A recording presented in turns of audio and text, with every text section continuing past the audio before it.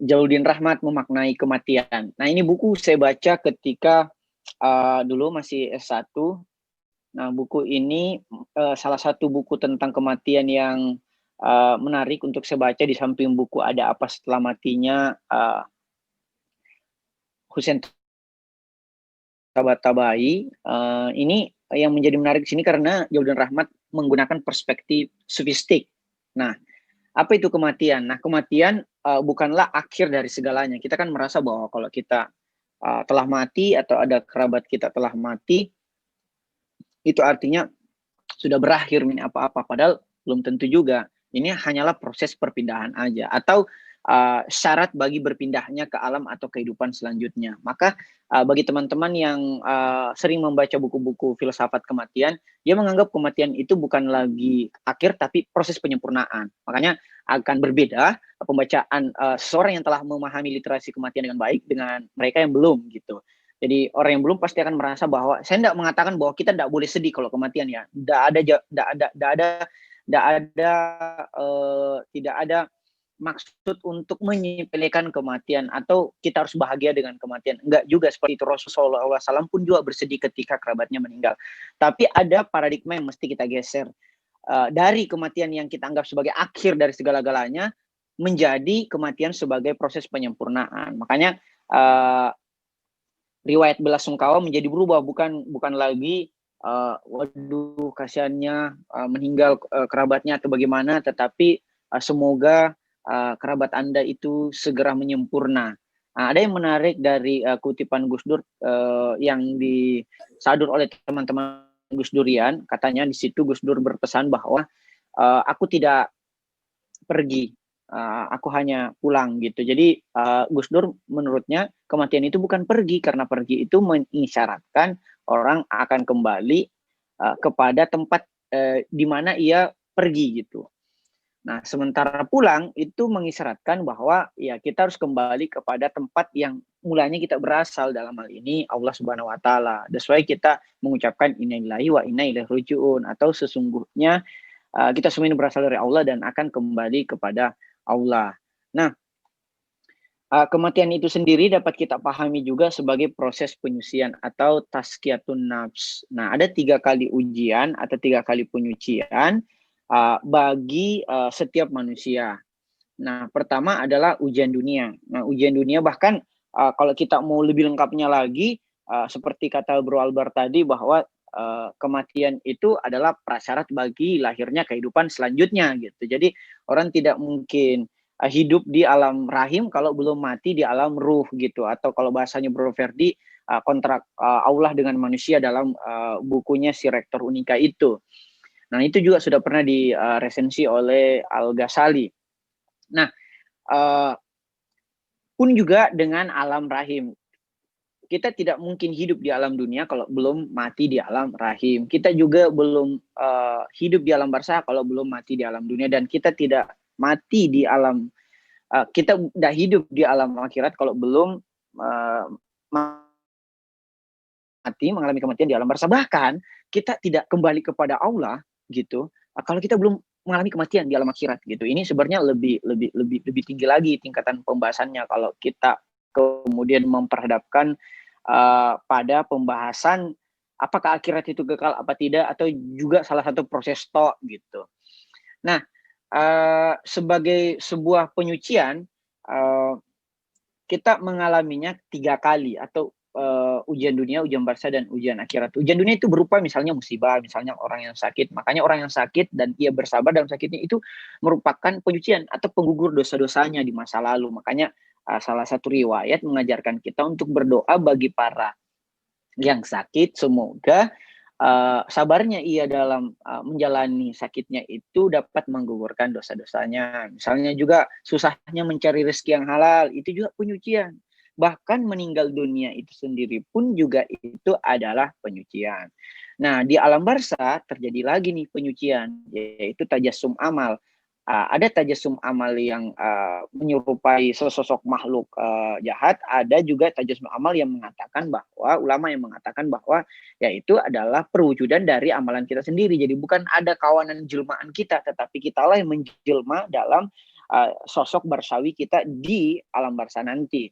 Jadi di saat yang bersamaan kita melakukan amalan-amalan di dunia, baik itu amalan buruk maupun amalan baik, di saat itu pula sesosok makhluk jelmaan telah terbentuk juga di alam barzah. Jadi nanti ujuk-ujuk kita bangun di alam barzah, apakah kita mendapatkan kawanan monster atau makhluk bercahaya, atau kita lah kawanan monster atau makhluk bercahaya tersebut, itu bagian dari perwujudan amal-amal kita atau tajasum amal kita.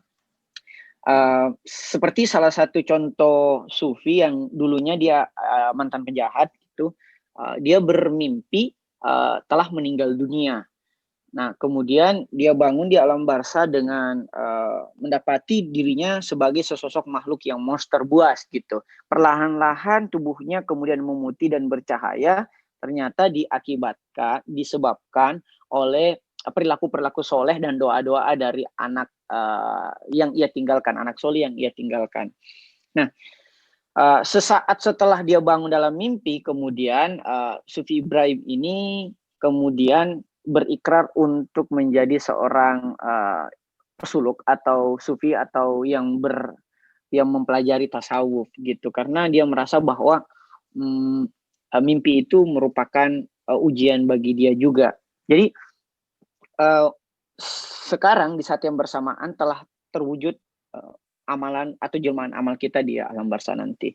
Nah, sementara ujian di akhirat itu ada berupa al-a'raf. Al-a'raf itu artinya tempat tertinggi. Ini salah satu surah sih, al-a'raf. Kalau dalam tafsir al-Misbahnya Quraisyab disebutkan al-a'raf itu hanya bagi mereka yang suci. Jadi manusia suci itu tidak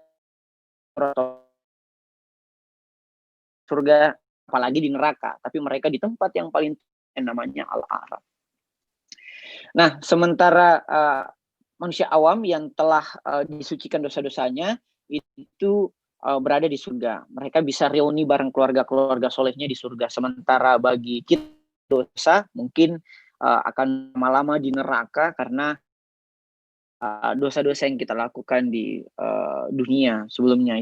Nah, ini ujian ada 3. Terus mungkin ada pertanyaan bahwa kok banyak sekali ujiannya. Begitupun juga analoginya kalau kita mau ketemu kekasih kita, ketika kita LDR-an lah, kita pasti kan mandi bersih-bersih gitu. Jadi supaya kita bisa harum atau wangi bertemu dengan kekasih. Begitupun dengan kekasih ilahi, kita harus dibersihkan, disucikan, diuji beberapa kali sehingga kita bertemu dengan Allah itu betul-betul dalam keadaan.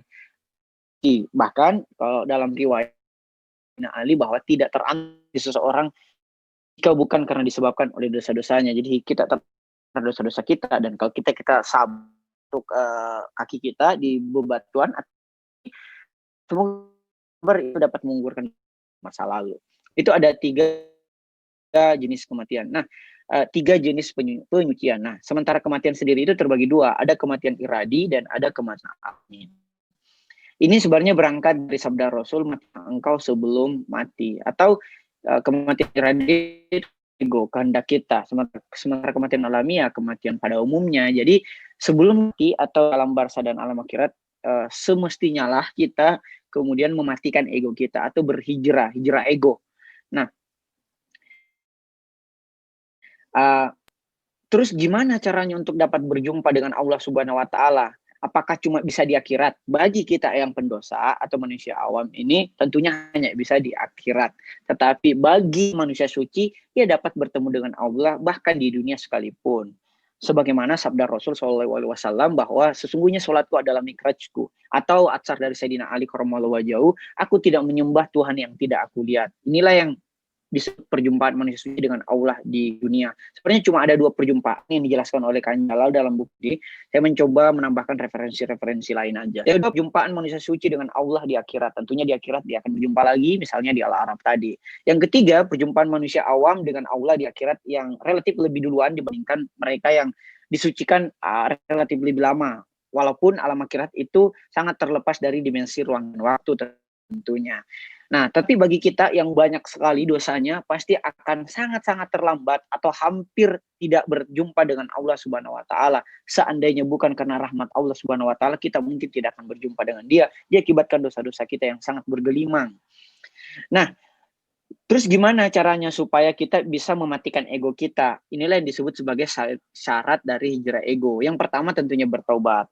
Menurut Sayyidina Ali ada 6 syarat bertobat, yaitu kita tentunya tidak mengulangi kesalahan yang sama, kita bertobat secara nasuha atau sungguh-sungguh, kita memberikan hak-hak orang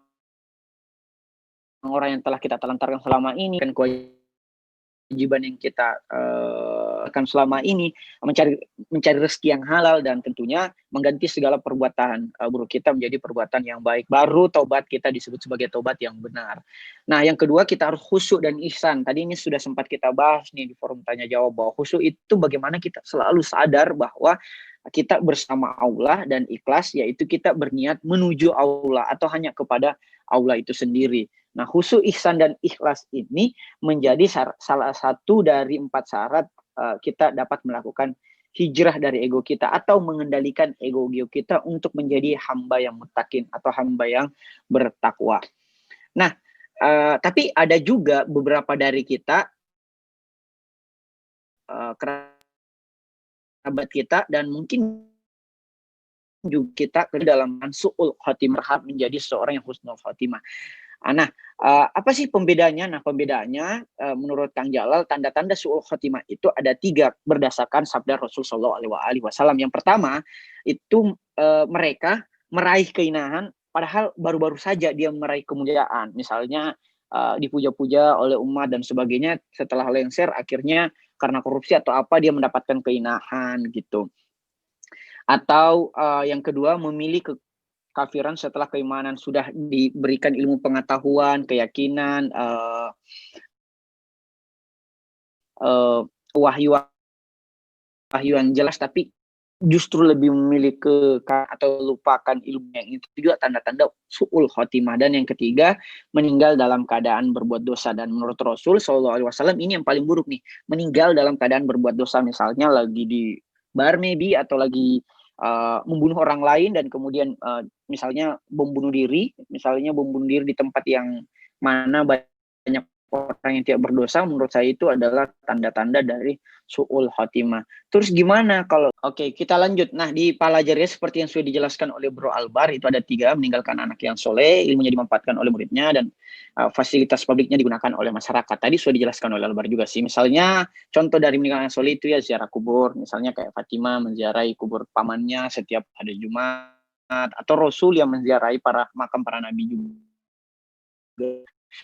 Bahkan para nabi juga menziarahi makam-makam event itu oleh manusia-manusia awam gitu. Nah, kalau Nabi saja ziarah kubur, kenapa kita tidak? Nah, itu meninggalkan anak yang soleh, itu juga pahala jariah, ilmunya dimanfaatkan. Semoga tradisi literasi kayak gini juga bisa menjadi saksi atau pahala jariah kita. Setiap huruf yang kita share, setiap detik video Zoom kita bisa menjadi pahala jariah. Dan terakhir, fasilitas publik yang digunakan oleh masyarakat itu juga bisa menjadi pahala jariah. Misalnya tadi dicontohkan oleh Albar, ada sumur, ada sungai, misalnya juga jalanan.